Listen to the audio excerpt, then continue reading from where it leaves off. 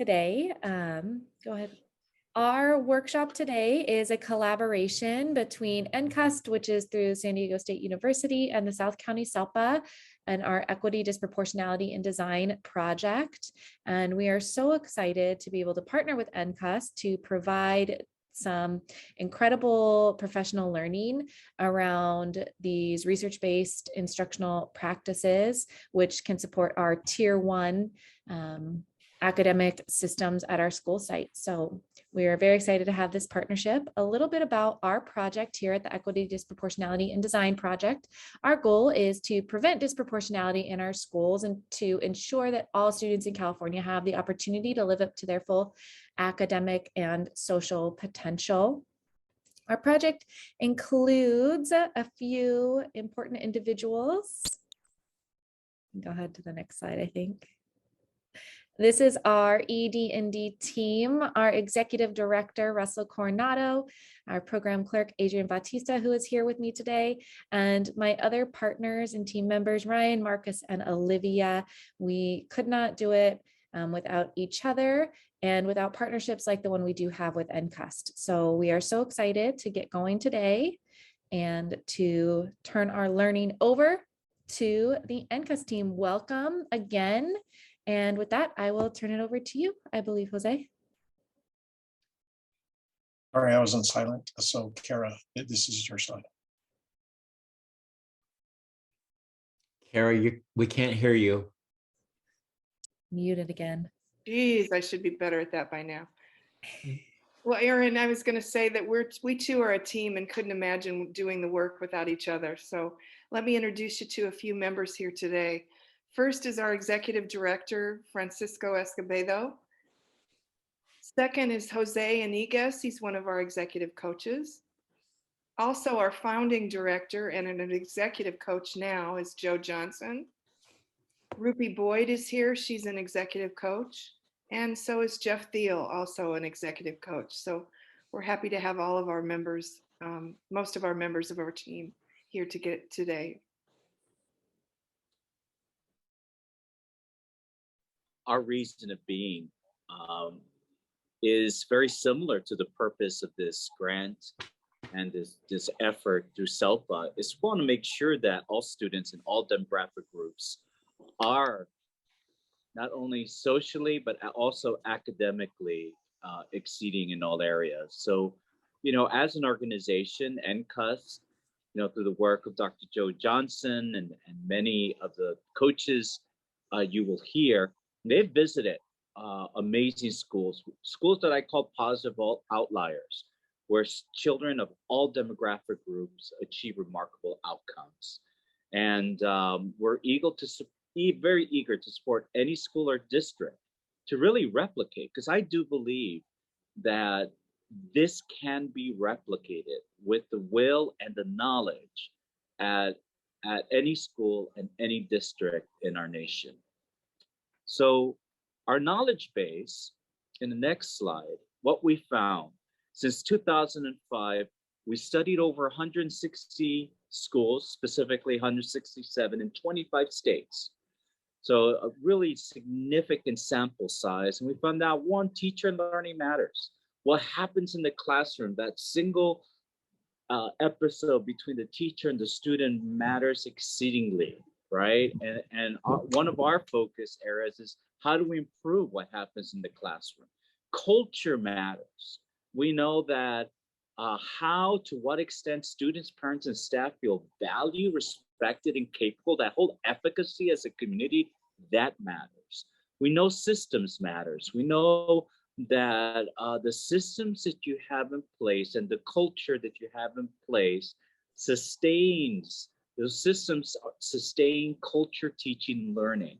So having these specific systems matter. And of course, leadership matters. You know, the principal, the superintendent, the teacher leaders, they all matter because they are the change agents, the agents that really continually improve on the work of the school. So without excellent leadership at all levels, this cannot happen. So what we're going to focus on today comes from this book. We've actually published 3 books. A 4th one is coming out, but this is a specific book that we're utilizing for this session, which is teaching practices from those positive outlier schools, from the best urban schools in America. And we're looking, and one of the things we found is these were the 8 practices that we saw in common in all of these schools. And we're going to really focus on number 5, checking for understanding, providing feedback, and adapting.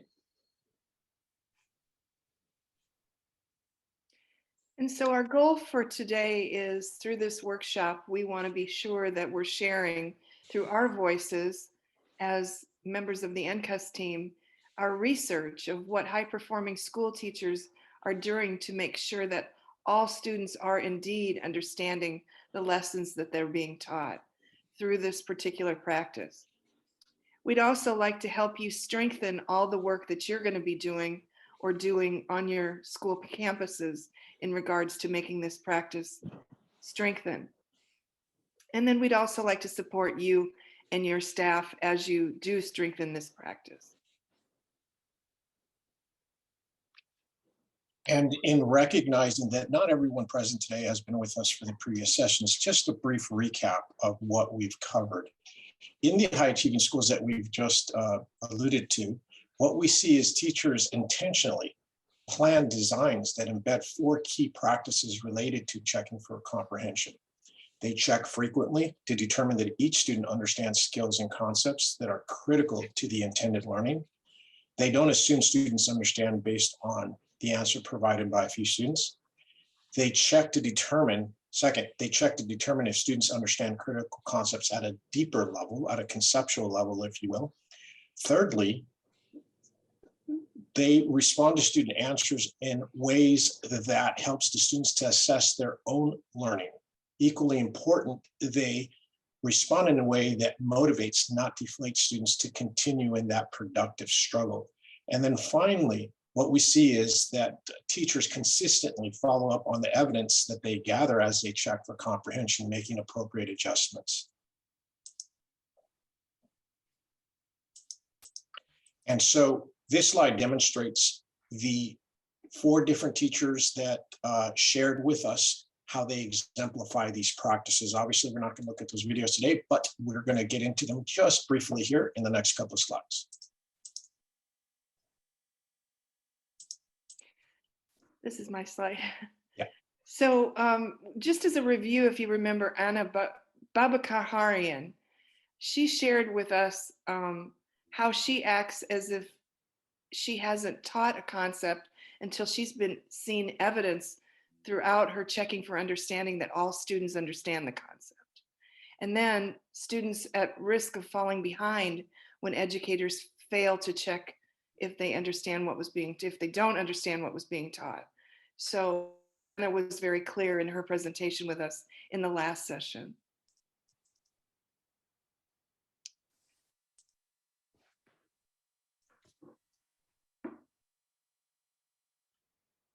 Frankie, you're on mute.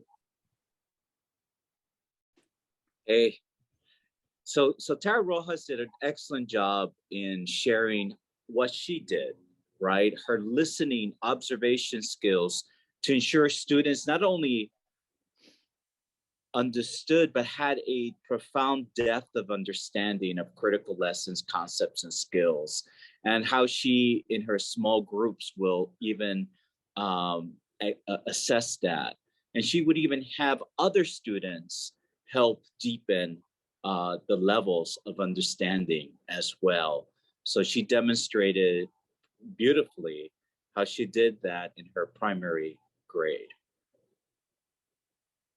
And another excellent teacher by the name of Jill Richards then shared how she helps students to assess their own learning through teachable moments. Her approach provides feedback that helps your students assess their progress towards what they're expected to learn. But what she shared also demonstrates that she did it in a way that really motivates her students to continue engaging in that productive struggle. And what's key, even though it wasn't explicit in the video, is how do we as teachers respond when student responses indicate that they're not necessarily grasping the content? Do we do it in a way that motivates them? Hannah was a teacher that we interviewed from Horace Mann in Glendale, California. And Cindy comes from Concourse Village in New York City. And both of them talked to us about how they actually chunk the concepts and chunk the checks for understanding so that they are seeing along the way how students are understanding the process of what they're teaching. And then additionally, they spoke of raising the bar by asking students to then apply the concept to real life situations. So just in review, we've talked about checking all students frequently, providing clear and useful motivating feedback, because that's definitely important if students don't know how they're doing and you're the only one that knows how they're doing. We definitely need to give good feedback. We also then are checking for a depth of understanding, not so much a width, but a depth for understanding is more important. And then our next conversations today are about how we not just give feedback, but we adapt then our lessons based on the data that we collect through the understanding. So in between our two sessions, we met with groups of teachers and leaders to coach them. And we had some time to communicate with Edgar's group and also Rosario's group, and gave them some feedback on how do you begin this process at their school. And so Edgar and Rosario is going to share basically how the process went, and also we'll share what have they started and what do they expect to occur as a result of our coaching session. So let's start with Edgar from Nestor Language Academy. Thank you. I love that spotlight. Yes. So first of all, thank you for inviting us. For giving us that great opportunity. To receive some coaching along with my my group of teacher leaders that are here with me. So what we got out of this session is we wanted to come up with a goal, a common goal. So our goal is to explore, and implement the teaching practices that make a difference in student performance, according to this research-based practices, this 8 practices. So that is our common goal as a team. We, based on that coaching session, I guess we got together and we were able to, obviously conform and consolidate, this group of committed, leaders. And we decided that we want to continue this journey, this growth, this learning process through conforming a study group, and we're going to, read a chapter, come together, highlight and celebrate the work that we are already doing, at our school at Nestor Language Academy. And then we are planning to continue to get together to incorporate a long-term, sustainable plan for developing and implementing, incremental cycles of improvement, based on these teaching practices. And then also, develop a plan to disseminate, to share this information with the rest of our staff. So that's pretty much, what we, we accomplished, after meeting, in this coaching session. We also came up with a few steps, that we're going to follow, so the first step is we decided that we're going to conduct an overview refresher PD at Nestor Language Academy, and our next professional development opportunity here with the Nestor, with the staff. And then after we do that, after we conduct an overview refresher of these practices, we're going to develop and conduct a staff survey in which we will categorize each of the teaching practices and based on the survey, like select to focus going over those practices one at a time. We will ask the teachers or the teams to rate themselves using a Likert scale, and then based on that, develop a roadmap, for us to come back, as a team, and then disseminate that information and develop some and provide some PD. So along with that, we decided that we're going to, like I said, implement an incremental cycle of improvement in which we're going to present some exemplars, of the different teaching practices. We're going to provide teachers, give them time and space to practice, I guess in a safe, friendly environment. We're going to really instill in them the mentality, the mindset that we can all do this through trial and error, that we all make mistakes, and then based on this observations, we're gonna gather some data, and we're gonna be reflective, and then continue with that cycle of improvement, and then move along through the teaching practices. So that's pretty much our goal that we were able to come up with. Yeah. Edgar, thank you for sharing. And I just want to highlight some of the points that you brought up that really is connected to our knowledge base from NCUST. One, leadership matters. So you're not doing this alone, Edgar, right? It's you and some real motivated teachers that are going to really focus and help you through this process. We also know that systems matter. You're creating systems, right? Either through a book study or this cycle of continual improvement. Those systems that you're putting in place, these learning systems, matter tremendously. And you sending out a survey and asking teachers, you're really respecting what they have already, right? You're enhancing the culture by asking them, hey, where are you? How can we improve? What are we doing well? And I mean, that here, ensure teachers have a voice is critical. And then the whole aspect that teaching and learning matters is very prevalent in your plan, and how you're going to have the safe practice. Yet there's going to be an accountability measure, right? You're going to be providing feedback to your teachers. So I just wanted to highlight what you have in your plan, and that implementation is going to be so critical. So well done.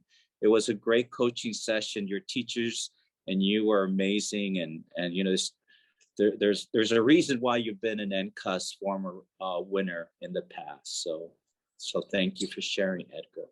Yeah, thank you. I really tell you that my group of teachers here, they're really excited and motivated, and I'm really very grateful for that. Thank you. So we also conducted a coaching session with Feaster. And Rosario, would you like to share a little bit about your experience? Of course, Frankie. Yeah, so we met earlier this week, and it was an opportunity for us to reflect with the team on practices that we already have on site, to affirm and acknowledge the hard work that is already occurring, and really understand how those practices can be enhanced, and how we can use the research from NCUST to also help us hone in on, again, really refining practices that we have, because we don't want to add any more to teachers' plates. Everyone's busy, right? So it's really a matter of, okay, so let's just dig deep and understand what it is that we're doing, what the purposes are of, why we're doing, these different practices, and really evaluate whether or not a practice is, having the impact, again, based on data that it, is intended to or not, so that we can remove, certain obstacles, I guess you could say, so that we can then, add other pieces and enhance some of the work. So, it's it's nice to see that the work around providing feedback also really dovetails with the work that we've started at Feaster around what we're calling the workshop model, based on Reader's Workshop math, workshops. But, in general, we just want to call it the workshop model because it applies to any content area, not just Reader's Workshop, not just math, but, social studies, art, science. It can be applicable there. And one of the main goals of our approach here is to develop self-sufficient, confident, independent learners, right?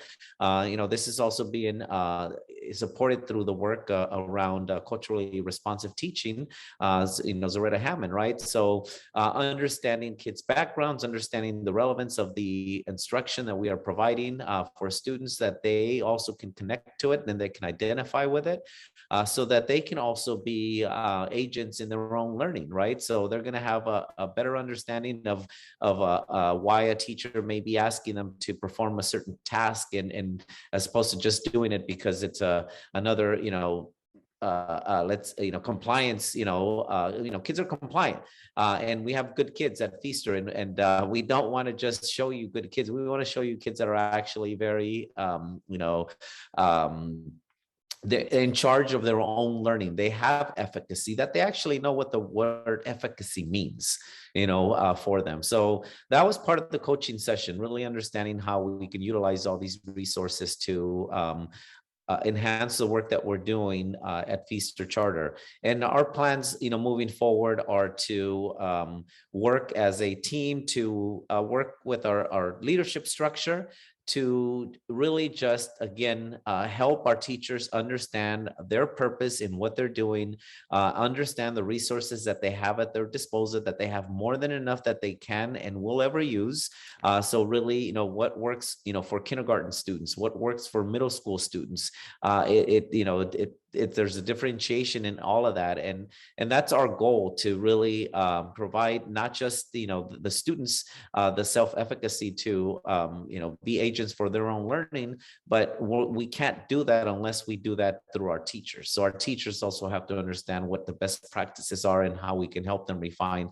And I'm starting to see that through some of the feedback that my administration is now providing our teachers as they're doing their walkthroughs, in particular, to lead up to the evaluation cycle that we're on. We don't want to catch teachers by surprise, but the feedback is really intentional, and they have focus questions that they provide the teachers with, that the teachers are already aware of. The feedback is also very intentional because it's also tied to their evaluation goal. We have our administrators who will only provide feedback on that goal when they're in there. We have other structures within our team. We have coaches who provide feedback on any general subject that they happen to be supporting a teacher with, or walking into a classroom unannounced, for. So we're excited about having NCUST really help us, again, really just refine the work that we're doing, so that we are working as smart as possible, and we're helping shape the direction that our administration and our leadership is taking, so that they're not also having to do their own research. The research is out there already. We just need to identify what research we need to bring into our community and our schools. That's where we're at Feaster. Thank you, Rosario. And I just want to highlight a couple of things that you said. One's the intentionality, that system of intentionality and focusing on a few, but going really depth in those specific instructional aspects that you're looking at, and how that intentionality is connected to feedback, to your evaluation system. Those systems are so critical, because you don't want to continually add things to a teacher's plate. So well done. And finally, students seeing themselves as scholars. So critical. What a great end result and outcome. So well done. Next slide will be the breakout rooms, and Dr. Johnson will explain the activity and of the breakout rooms, and you'll have a Jamboard where we want you to please record all your ideas. Dr. Johnson. Thank you so much, and welcome to everyone. So we want to give you an opportunity to join in a small group discussion. And while I think we all recognize that this idea of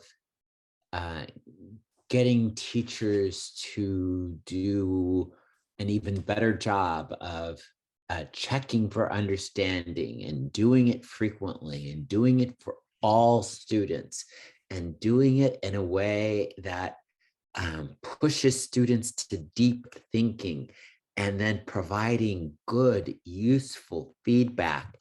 And then the idea of adapting to instruction. Probably nobody is going to argue with that, right? But the question is, what's hard about that? What's hard about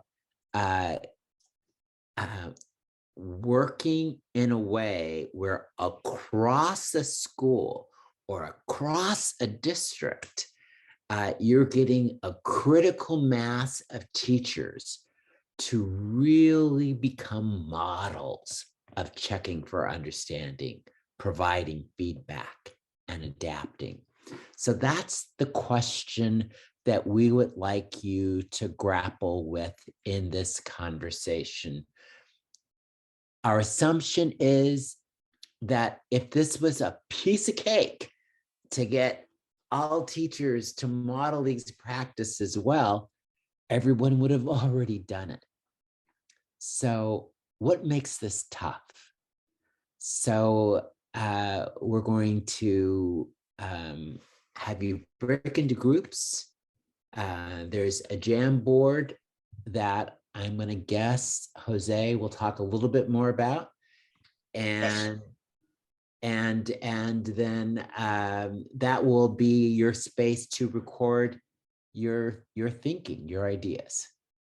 Thank you. And so just briefly, the link to that Jamboard is in the chat, so that when you go in there, feel free to use one of the Post-it notes or be creative. But when we come back from our breakout rooms, we're going to have the Jamboard displayed on the PowerPoint so that we could see your responses.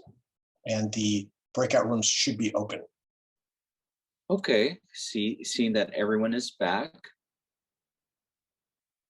Dr. Johnson, these are the challenges that that the groups, I believe, accumulated. Is that correct?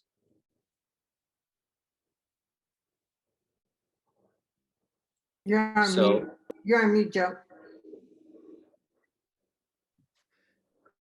Yes, these are the challenges, and I think that these reflect some quite a bit of wisdom about what it's going to take to move a whole school or a whole district in a way that is going to really change the systems, in a way that's really going to change the culture, and in a way that ultimately is going to change teaching and learning in classrooms.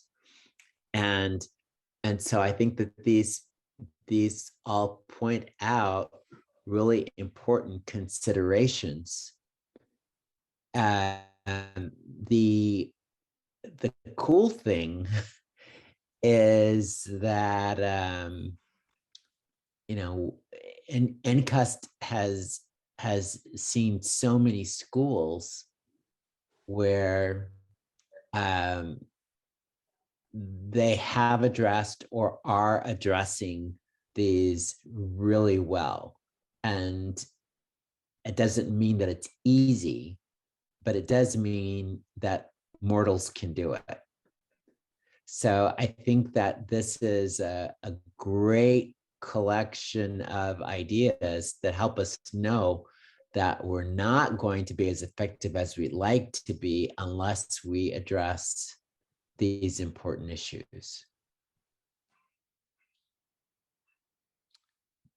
Thank you, Dr. Johnson. And now we're going to go because in many ways, these issues typify a new normal.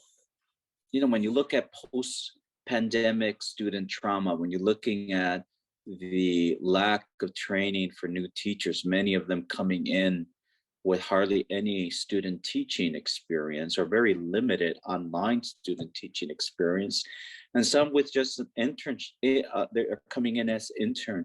It is a new normal, right? And so in our breakout rooms, in your group, what we want you to do is please brainstorm potential solutions that districts and schools can implement in trying to help that critical mass of teachers become models for checking for understanding, providing feedback, and adapting.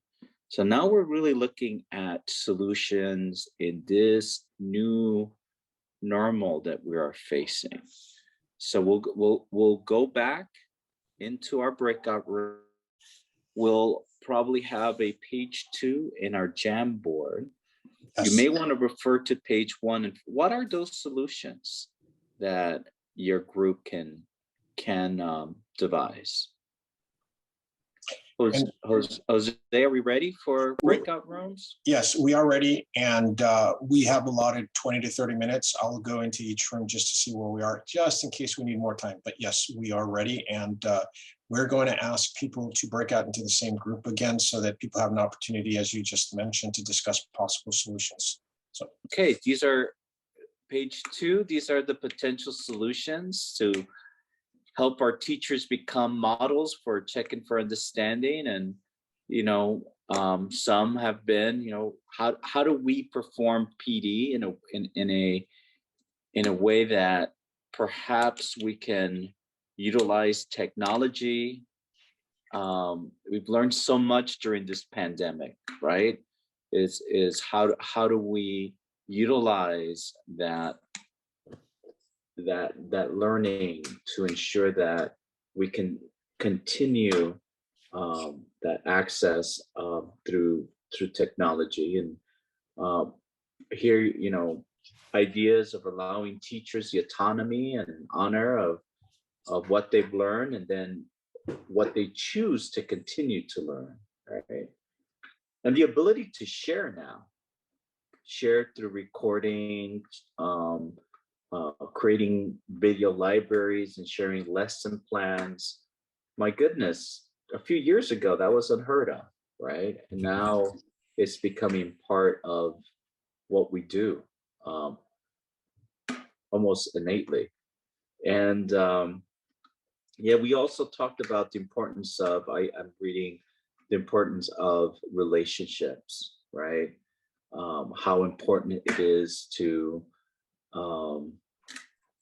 harness those relationships beyond technology.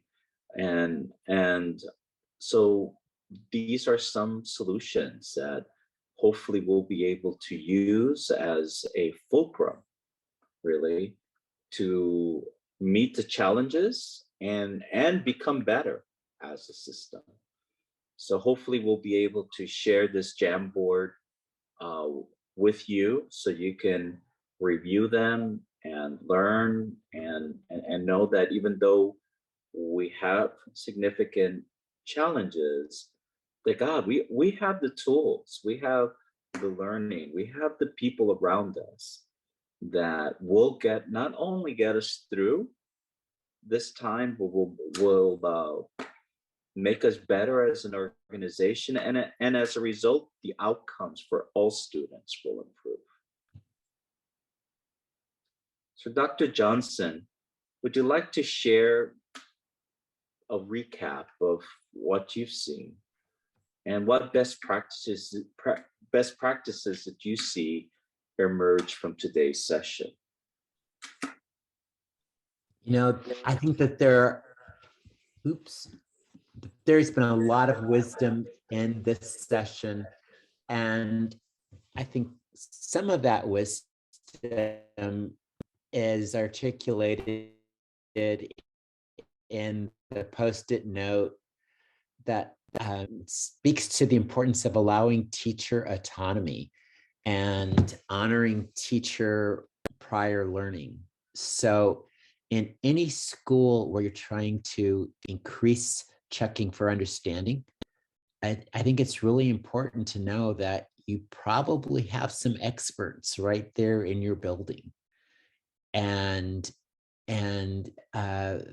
finding some ways to honor that and getting those folks to share some of their best ideas and best practices is really, really important. I think that one other thing that you might see kind of across these various notes is just this general idea of, if we're going to do this well and we're really going to help teachers develop expertise at this, then we want to use all of the tools that we have available, which includes the technological tools and helping teachers have a great sense of how to use those. But also it includes the other structural tools that we might have within our schools, such as our PLCs, such as the time for professional development, such as maybe any learning walks or other kinds of things that are happening in the schools. And if we're integrating this focus on checking for understanding into all of those existing pieces, then it's less likely to feel like something extra. It's more likely to feel like, hey, we're just working on good teaching. And I think that's what we really want. So there's a lot here within the ideas that have been structured, but I think that's kind of especially my last point is a quick way of trying to pull all those pieces together.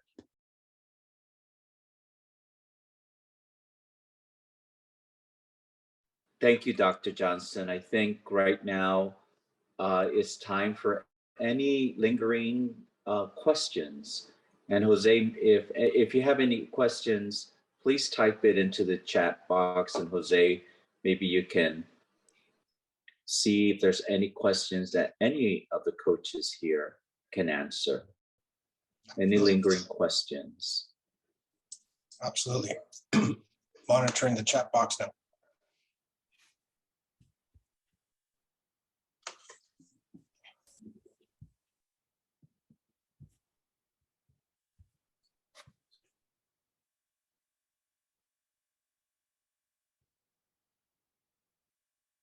Okay.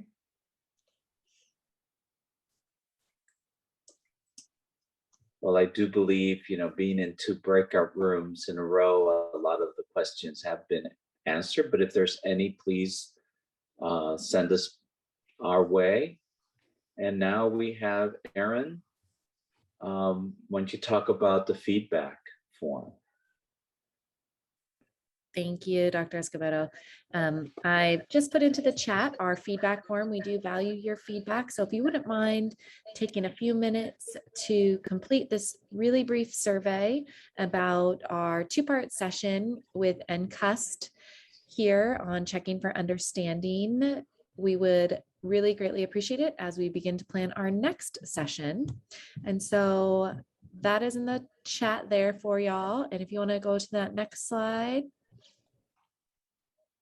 Want to make sure I get you all this information. Again, we always thank our partners with the California Department of Education, who funds our grant here at ED&D and CCEE. We could not do it without them. We are with the South County SELPA. I do want to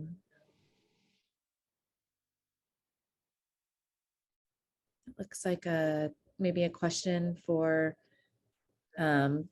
or a comment before I can continue on. I don't know if we want to address that comment in the chat. I think it's just kind of agreeing with what Dr. Johnson shared about tech training and facilitation, making sure all of our staff knows it. So that's an excellent point as we do utilize those tech tools. Again, our partnerships, California Department of Education, CCEE. And finally, we do have some ways that you can follow us and be a part of our community here, either Instagram, Twitter, and through equityindesign.com. And please make sure to check out our flyer for our next session is going out hopefully tomorrow. We have an excellent topic coming up on culturally responsive teaching. And I'm this, sorry, March 8th. I apologize. I don't know why March 9th is in my head. I did that twice. I did that earlier with Jose. It's March 8th. thank you. I apologize. My brain, y'all, I haven't slept in a few days. Don't apologize, understandable. So yes, South County, we'll get this fixed and so we'll be sending an invite, is that correct, Erin? yes, that invite should go out tomorrow. It'll go out to anybody who has already registered for an NCUST. You'll get this flyer. Please sign up and we hope to see you there. And again, if you